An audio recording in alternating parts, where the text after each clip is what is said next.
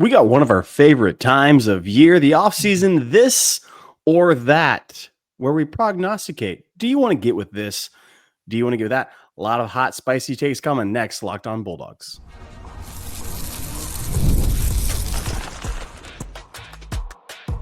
You are Locked on Bulldogs, your daily podcast on the Georgia Bulldogs. Part of the Locked on Podcast Network, your team every day.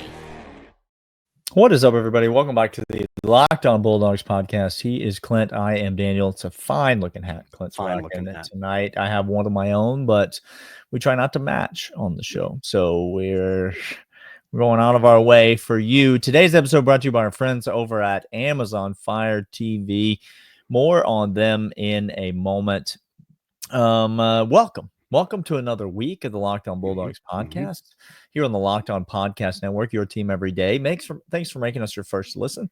Thanks for being an everydayer. Thanks for being here all the way till the end, a loyal third segment listener, a member of the 199. And thanks for being a fan of the college football program that continues to be the gold standard among all college and collegiate university athletic departments. Clint, stop me if you've heard this before. Another year in which in the NFL draft, the University of Georgia had more players drafted than any other school in the nation. The Dogs just kept coming off the board. They just kept on matriculating to various teams. There's a lot of new Lions fans right now amongst our listeners. I'll tell you what, name two dogs that Dan Campbell wanted more than Tate Ratledge and Dirty Dan Jackson. There's a lot of new Lions fans amongst our listeners. Some Ravens fans. Some Niners fans, Clint, up in your area of the woods. And I'm going to get a Niners jersey with Michael Williams on it. We would be remiss, Clint, if after all these many years, we did not acknowledge the Falcons fans among us who have suffered long enough. The long, cold nightmare of being an Atlanta Falcons fan has finally ended. That's what's wild to me. Legitimately, you Falcons fans, you guys blink twice if you know what Stockholm Syndrome is, because you have been convinced to be a fan, and all of a sudden, sins are forgiven. Don't need to know, because they got Jalen Walker syndrome right now is what they got. They got the best defensive player in the league syndrome is what they got right now. So lot of new dogs in the NFL. Congratulations to them all. We're not going to shot for shot recap the NFL draft. What we thought we'd do instead is get on here for 30 minutes and talk about Shedeur Sanders. Glenn, are you ready? Would you like to start? I don't look like a serial counting Dracula. And my name is not Mel, and so I cannot do such a thing. If you didn't know, this is the thing. Don't report to me that ESPN is compromised as if it's news. That's all I'm asking you to do. If you didn't already know before this weekend that ESPN was compromised, you have not been paying attention. So congratulations to all the new dogs. Congratulations to Kirby Smart for being the gold standard of college football. And congratulations to all of us for playing some this or that on a Monday. What better way to start our week? Let's jump in, and I'm going to look into the transfer portal here. We've talked about some players. Georgia's continues to be active in the transfer portal, Clint. Another name added to the mix. Off on the offensive line, but I'm going to look at a couple of names. One of them fairly recent. One of them has been one of the longest standing members of this 2025 transfer portal class. But two players that I think Georgia fans, for different reasons at different times, have gotten themselves pretty excited about. The first is Josh McCray, the running back from Illinois. Comes in an extreme position of need. The depth at running back we've talked about has been lacking. I was on record. I said last week, Clint, he is still certainly the backup running back to Tate Frazier. That is definitely how I see it. But a big improvement in that area gives Kirby Smart another weapon and Mike Bobo another weapon to utilize there in the backfield. Gunnar Stockton's going to enjoy that. And then Zachariah Branch, the wide receiver, probably the most heralded transfer to come to Georgia other than JT Daniels. To be totally honest, I think like those two are probably the two names in my mind that are probably the two biggest name transfers to put pen to paper and come to Georgia. So I'm going to ask you, Clint. Okay. If one of them is going to have tremendous success as a Bulldog, as a Georgia fan, would you rather get with this, which is Josh McCray rushes for 1,000 yards this season? Not commenting on what Tate Frazier does or what any other player for Georgia does. That simply is what it is. Or would you rather get with that, which is Zachariah Branch receives for 1,000 yards this season in the receiving core? What's better for Georgia? Now, before you hit the comments, my boy over there's got a little bit of a sickness going on, and so he can't enunciate the N of Nate Frazier, and so just give him some space over there, okay? Well, I said Nate Frazier, did I? I know you did. No, you did. I know it's coming across as Tate because there's I'm Well, don't worry. fined. I know. You don't need to worry about me, guys. I know who Nate Frazier is, and what I I'm know trying to who Tate Frazier is. My uncle, Tate Frazier. Look at that. Yeah. Look at there. Okay. Look, this not what I want to see happen, Daniel. I can get with this or that, meaning what would be best for would be better for Georgia. Georgia. Sure. Now, this I thought I was going to have a quick out of the gate easy answer for this. Okay. And the more I dwell on it, I actually think there's a little closer. It's better for Georgia. We're going to have a better season if one of these options over the other. You might be saying to yourself, well, if McCray is leading this team with over 1,000 yards rushing, he's likely the leader on the team in rushing. That's not great. That's not good for us if that's the case. That means Nate's not doing great. That means we have some injuries. Well, hold on a second here, y'all. If our backup running back has 1,000 yards, I ask you, go back in the annals of time and look when we've had running backs who have both had great workloads, and when our backup running back has gotten lots and lots of yardage, how well we've done. Okay. But also at the same time, new weapons on the offensive side, on the outside, passing attack, gunner, leading this team. You might be saying to yourself, well, we need to open up. Certainly would be the easy answer to say 1,000 yards receiving for Branch. That'd be a piece of cake. That means we're crushing it. I think for the longevity of success of this season, if I have McCray leading this team with 1,000 yards rushing, and maybe not leading, maybe even tandeming, we have a couple guys. Nate's getting his carries, getting his catches. He's close to 1,000. If our running game is back to that, that means this. That means Kirby's desire, not what I want, Kirby's desire to get back to a running game that is effective. We sucked last year running the ball. Yeah. Just near the bottom of the pile of fly-induced you know what. Yeah. If he has over 1,000 yards, that means a lot of good things are going in the right. Give me 1,000 yards from McCray coming in, transfer from Illinois. It likely means a lot of chunk plays, a lot of big explosive running plays, and that means a lot of points on the board, and our passing attack is distributing it everywhere. I don't need one receiver 1,000. Give me a running back with that. Ooh, I think we're cooking. What say you? Have I erred drastically in this? No, I think first of all, I think it's a mistake to assume that Josh McCray rushing for 1,000 yards has anything to do with Nate Frazier with an N. Georgia 2017 had two players rush for over 1,000 yards. You might have heard of them. Their names were Nick Chubb and Sony Michel. What you may forget is that in 2018, Georgia also had two players rush for 1,000 yards. Their names were DeAndre Swift and Elijah Holyfield.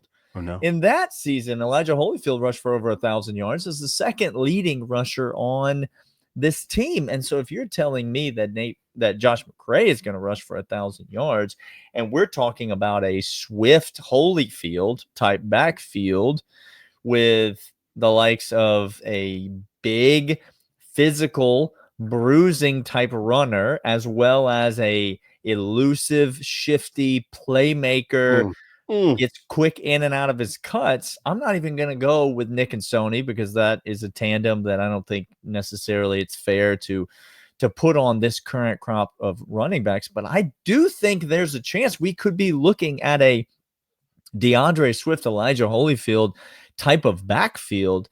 And if you put that backfield on this team, I think that's a really positive thing for A, a young quarterback, for B, a bunch of new receivers who are getting acclimated to the program, and for an offense that is looking to, again, as you said, reestablish themselves and create an identity. Yes, I talked about this last week. Yes, we did lose multiple offensive linemen to the NFL draft. Yes, those were damn good dogs. Tate Frazier and Jared Wilson and Dylan Fairchild. Those were great players. Even Xavier Truss, who signed a free agent contract and is going to do well, I think, for himself in the NFL. I think so too. Those are great players. They underperformed drastically last year for Georgia. Georgia has got to get back to some form of elite level running game. And I think, I don't care who leads this team in rushing. I need somebody to go over 1,000 yards because it's been a hot minute since somebody did that. Need it. And if you tell me Josh McCray's going over 1,000 yards, I'm going to tell you the most likely thing is that two players are going over 1,000 yards. I think that could be very good for Georgia. I think there's plenty of options at receiver, and so I think Zachariah Branch is going to be able to get his, but I don't think he needs to dominate the passing game in that way because I think there are plenty of options for Gunnar to go to. We're going to come back and get with more this or that, but first I want to let you know about these. And these are, in fact, FanDuel. NBA playoffs are here. FanDuel is giving new customers an incredible way to get in on the action. Right now, you can watch LeBron James cry to every single referee. Bodied. Ant-Man by a said, young man. I'm here, and you will literally have to try to hands take out in your chest. In your chest, Ant-Man, you are one of the real ones. Love every single minute of you punking LeBron. You can get in on action right now. FanDuel, place your first $5 bet. You get $250 in bonus bets if your bet wins. Love how FanDuel makes betting so easy, whether it's picking my favorite team or diving into player props. It's easy. Plus, the game tips off. You can even combine live prop bets into same game parlay for a chance to win big. Don't miss out. Head to FanDuel.com and claim your $250 in bonus bets today. Gosh, when Ant-Man came up on the floor, I just started shoving LeBron. He just said two hands shove. What are we going to do now? What am I going to do now? Say something. What are you going to do? I'm right what here. Are you gonna do now? Go beg Luka to score more points for you so that you can maintain relevance in the NBA. Daniel, you asked offensive weaponry. Sure. Want to have 1,000 yards. And I think to your point, exactly right. I think if you were to give me, does Branch average something like 18 yards per catch or something like that, I may start getting excited about something like that because that's indicative of the run game setting up play action and he's catching the ball. Imagine that. But I digress. I think we both are in agreement on that. This next one might be bucket inducing for some people because we're going to talk about the wheels falling off the season, Daniel, and where would we rather have that happen? Because here's the scenario. SEC is a gauntlet unlike any other conference. Teams on the schedule chock full of talent everywhere. And if you think this year Georgia has an easy schedule because we flipped the home series and now we're in Athens for you're wrong. Just let me tell you, you're wrong about that. It's not easy. Come back midsummer before we get the pads on and popping. And Daniel, I will give you our prediction for the season. We told you last year two losses was very, very real. And hey, look what happened. Okay, so slow your roll on that deal. Okay. So bucket inducing, because we're going to talk about the schedule. I'm going to give you an option, Daniel. You can tell me, I'm going to guarantee one of these games is wheels fall off on the game. Kirby looks absolutely lost. coaching against the offense. The defense is soft in the middle. The running game can't get going. Gunner looks off. This is a Fromm against Auburn type situation where they're putting up 44 and we have no answer to stop them and we can't get the ball going. I'm going to give you 2 games in which this scenario takes place. This or that is not, hey, I don't want those games to happen. No, that type of game is going to be either when Alabama comes into Athens, September 27th, great, or week 3 we head on up to Tennessee, to the old Harlers of Tennessee, the old cesspool, the old place where cell reception drops out inexplicably and you don't know anyone and you're in bad shape. Not great. It's not great. You can have that situation happen when Alabama comes into town or we go to Tennessee. Which one on the schedule are you choosing for the wheels to fall off in the game? It's tricky, right? Because in scenario A, what you have is Georgia 2 years in a row losing to Kalen DeBoer. This time a home game, losing to Alabama once again. In scenario B, you have a Tennessee program that has probably had the worst offseason that you could imagine. And that includes when you repainted the Rock 3 times with different head coaching names. Yeah, this is way worse than that. Yeah, like this, you traded quarterbacks. Oh my gosh. With UCLA. Okay. Chip Kelly isn't coaching there, hasn't for a couple of years now. A quarterback that you had previously purported was going to be the best in the SEC and thereby the nation. You traded with a school that 3 weeks ago I could have offered $1 million to a Tennessee fan to tell me the starting quarterback's name at UCLA, and I would have comfortably kept my $1 million because not a single one of them knew anything about and he took less money to go there. Like, just so we're all clear, it was because he wanted to get away from Josh Heupel. Okay, so your coach that you tattooed on your body ran out of town the wonder child that you have been telling me is the savior of football in Knoxville, the second coming of Peyton Manning, or a quarterback that did win a national championship. So I have to lose to one of those 2 programs. This is what you're telling me. You have to lose to Josh Heupel and a no-name quarterback, or Kalen DeBoer at home. The answer is easy. Okay? Let me walk you through it. Please go ahead.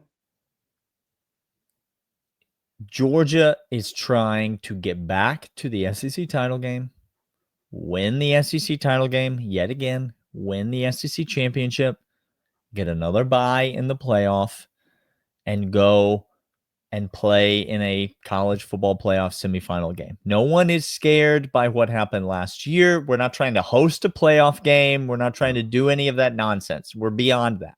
We are. Georgia's trying to make it to the SEC title game, win the SEC title game, and move along. Let me tell you definitively who is not a threat to Georgia in that SEC title race. That is the Tennessee Volunteers. Tennessee ain't having a season, y'all. They're not going to have a competitive season in the Southeastern Conference. So if I have to lose to one of those teams, give me the flukiest fluke loss. Give it to me in week 3, Georgia's first real test, first road game, fresh out of the gate, go into Neyland Stadium, and then Georgia comes home, regroups, beats Alabama when everyone's like, oh, Georgia's done. Oh, Georgia, the wheels are falling off. Oh, Georgia, everything's going to pot. Kirby Smart can't handle the program. They turn right around, beat Alabama in week 4 after the bye week. And then they're off and running on that SEC schedule. I think that is a recipe for 11-1 if Georgia loses that Tennessee game. This has nothing to do. I don't care about the record against Alabama and I care about winning national championships. That's what I care about. I care about trophies because it means that you're the best of everybody in the entire nation. And that's what I cheer on my team to do. The best setup for that is not to go up to Knoxville, lose or win the game against a hapless quarterback in Josh Heupel, and then lose to Alabama at home, because that could be a season crusher. Could be. We could still lose to Alabama. I'm not calling the shot here. Let me think about that, because Alabama, this just in, I think has a really good shot to win the SEC championship this year. They're really good. Defensively, they're stacked. They might have their quarterback they want, and they have an offensive coordinator that they actually trust now. And this just in, Jalen Milroe is not throwing the ball anymore. So he got drafted pretty high, though, right? I was told he was a top 10 pick. I'm sorry. We should have mentioned this earlier when we were on the quarterbacks being drafted segment. It's not hard when you actually watch football. No, just watch football. Why don't you determine that Shedeur Sanders should not have been drafted in the first round, and Jalen Milroe should have not been drafted anywhere in the first 4 rounds? It's very evident and easy. Yeah. Okay. It's not difficult. It's not. And yet here we are. We're still talking about it. Just watch the games. Watch the games. Okay. Jimmy Clausen, a sure thing, can't miss NFL prospect, according to Mel Kiper. JP Lossman. Okay. While we're talking about Tennessee, let's remember the Iceman. He said Jimmy Clausen. He did. He really did. What was that kid? What was the oh my gosh, why am I blanking? The Texas is back kid. Quarterback. Oh yeah, Sam Ellinger. Anyway, the list is long and distinguished. You lose to Alabama, it might be a crushing blow. Even if you beat Tennessee, you lose to Tennessee early on in the season. You get your season right. You get a little wake-up call on the road, SEC, and you go on to beat Alabama, to beat Texas. Now you're steamrolling the rest of the way into the playoffs. And I promise you ain't getting that rematch against Tennessee in the SEC title game, because they ain't gonna be there. They ain't not gonna be there. They might get up early in the season at home, maybe. I don't know. They ain't going to be there at the end. I promise you that. We're going to come back after these and let you know one more this or that. But first, these. These are, in fact, game time. There's nothing like the atmosphere NBA playoff game. Every bucket, every defensive stop, every moment feels huge. It's electric. And with game time, you can be part of it without the stress of last-minute ticket hunting. Last-minute deals can save you up to 60% off playoff tickets, even when demand is sky high. Last minute deals save up to 60% off buying last minute sports, concerts, comedy, and theater. All in pricing is why it's no surprise that we love Game Time, because when you get to check out, guess what? That's what you pay. Take the guesswork out of buying tickets with Game Time. Download the Game Time app, create an account, use promo code LOCKEDONCollege, $20 off your first purchase. Terms apply. Again, create an account, redeem code LOCKEDONCollege, $20 off. Download Game Time today. Last minute tickets, lowest price, guaranteed. All right, Daniel. People are saying the Atlanta Falcons won the NFL draft, just so we're clear. Like, that's Falcons fans. You draft a Georgia Bulldog and things start to, it's almost as though it fixes a lot of your draft concerns when you just identify the best players and begin taking them with your picks at football. When you try to outsmart yourself, people, when you think you're the smartest person in the room, you have doomed yourself. And NFL GMs, this is who these people are. Bravado, arrogant people that now all of a sudden Detroit Lions, the Falcons, finally, the Eagles have just said, I'm just going to go down to the best teams and I'm going to try to get the players off the best teams. Best players. And we'll see what happens. We'll let them get on the field and perform that they have done forever. It's like you're at college and you're like, what if I just take the valedictorians from all the high schools? Like, what if those are, What if I I just do can that? pick whoever I want, right? Like, It's- I'm free to pick whoever I want. What if I just take the best of the people? That's Interesting. Daniel, that's okay. interesting. Let's look at the defensive side of the ball. One last this or that for you, Clint. We'll go with a couple of players that are making people pretty excited this year. Okay. One is Ellis Robinson, the corner. Now look, he's not going to start this season as one of the two starting corners, but we both think he's got a good chance to finish the season as one of the two starting corners. And regardless, he's going to be playing quite a bit. So let's say that Ellis Robinson were to lead this team in interceptions this year. That would be a statement about his playing time. It'd be a statement about the level of play that we see from him. Maybe potentially you can read into a statement about the performance of some other players in the secondary. Ellis Robinson leads this team in interceptions. Or Justin Williams, who I just felt feelings all just up and down my spine. Just a lot of tingles. Yeah, there's a There's a very quickening there. There's a of the quickening. pulse. Yeah. The drum beat is very loud. Yeah. Justin Williams, middle linebacker, leads this team in tackles this year. And again, you can make some observations about his playing time, about the performance potentially of other linebackers on this team, about where we stand there. What's better for Georgia, Clint? Would you rather get with this or would you rather go with that? Now, the defensive backfield, lots of question marks. Just that's putting it kindly, if I may. Yeah. Okay. We don't know right now two of the starting safeties. Anything. Okay. That should concern you a little bit. It should. The bucket is nearby. It's a because I've said it only takes one blown coverage to put 6 up on the board. And that's terrifying to me. At the same time, we have very talented linebacker. We call them A+. Daniel, the best position group in the entire SEC.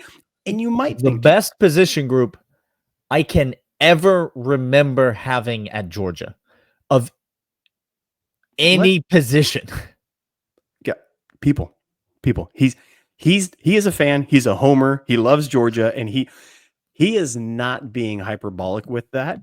And he and I came up with that. Okay, stop. Let the record show that I don't mean well, okay. Because the Todd Gurley, Nick Chubb, Sony Michel room sure was pretty electric. Right? Sony wasn't anything that season. Not that season. No, he wasn't anything. No. It was a literal non-factor. Correct. So that season, it was Todd Gurley, Nick Chubb. Yeah. Still a pretty good room. I'm just telling you, there's 4 Todd Gurley, Nick Chubbs in this room. There's 4 of them. They will all be that good this year. Daniel, if Justin Williams is leading this team in tackles, it means this. It means that the defensive line is so solidified and wreaking havoc on the trenches that a freshman line, first year starter, first year player, first year heavy contributor. Yeah, he is a sophomore because he did play every down on special teams last year. He did. First year heavy contributor is leading this team, and he is being athletic and being a sideline to sideline, doing what Georgia inside linebackers are supposed to do. Yeah. It means everything is clicking exactly as I wanted to see. And Daniel, I am here for it. Ellis Robinson going to get his. I'm fine with that. There's a lot of questions in the backfield. I'm happy with our cornerbacks right now. I want him to play. I think he's going to get run on the field. I don't doubt that. But if Justin Williams is going sideline to sideline, leading this team in tackles, in the heavy rotation that he's going to be with those 4 guys and showing off for us, them dogs are hunting, and our defense is likely 1, 2, or 3 in the nation. If Justin Williams leads his team in tackles this year, he will be the best. It will mean that he is the best linebacker since Roquan Smith to play at Georgia. Like that, that is a fact. Them the rules. That period. All right. That's 2 Butkus Award winners that I will be putting him ahead of in that pecking order. But those are the rules. If Justin Williams does that, it will mean this defense is got talent, the likes of which even I'm not sure that I was aware of. We'll be back all week talking about them Dogs, talking about Georgia, talking about all things Georgia football. Follow along. Make sure you're subscribed to the show. Make sure you follow us on Twitter. And we'll see you guys next time. See ya.